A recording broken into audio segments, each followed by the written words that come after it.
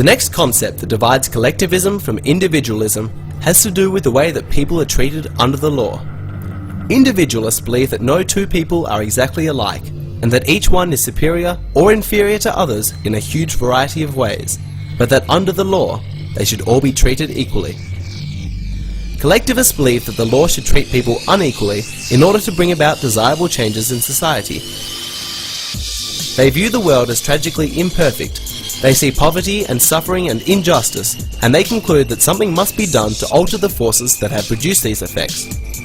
They think of themselves as social engineers who have the wisdom to restructure society to a more humane and logical order. To do this, they must interfere in the affairs of men at all levels and redirect their activities according to the master plan. That means they must redistribute wealth and use the police power of the state to enforce prescribed behaviour. The consequence of this mindset can be seen everywhere in society today. Almost every country in the world has a tax system designed to treat people unequally depending on their income, their marital status, the number of children they have, their age, and even the type of investments they may have. The purpose of this arrangement is to redistribute wealth, which means to favour some classes over others. In some cases, there are bizarre loopholes written into the tax laws just to favour one corporation or one politically influential group. Other laws provide tax exemption and subsidies to favoured groups or corporations. Inequality is the sole purpose of these laws. In the realm of social relationships, there are laws to establish racial quotas, gender quotas, affirmative action initiatives, and to prohibit expressions of opinion that may be objectionable to some group or to the master planners. In all of these measures, there is an unequal application of the law, based on what group or class you happen to be in, or on what opinion you hold.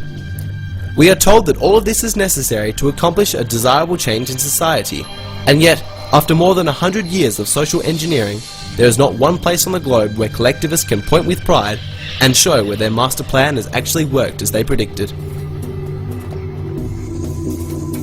Let us use an example of a basketball league, where some of the teams were forced during the last season to play with one arm tied behind their backs, while others could play without constraint. Of course, neither individualists nor collectivists would consider this arrangement fair.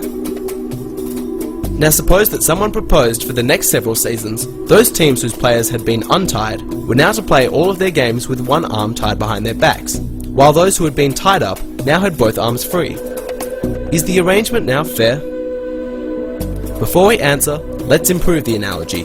Let's observe that there has been a complete turnover of players. All those who played in the first set of games have retired. The current players, therefore, are newcomers, none of whom were involved in the original practice. Let's ask again, is the arrangement now fair? It is important to identify one crucial premise in this example. It identifies the players as individuals, rather than members of a collective team. Let us use a more contemporary example of groups who, historically, have had the rules of the game biased against them, such as the indigenous peoples of Australia and Canada, or the Native Americans of the United States. Their struggle has been against the racism and inequality that inhibits their opportunities.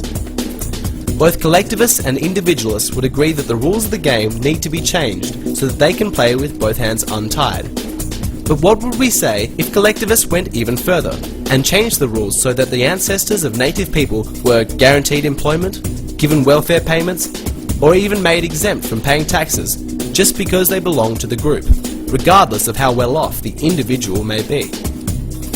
In their quest for equal rights, is the collectivist strategy for swapping negative inequality for positive inequality likely to be successful?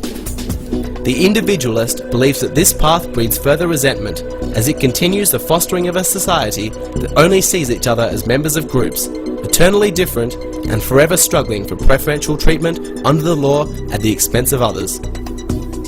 There have been many books written about the collectivist utopia, but they have never materialized in the real world.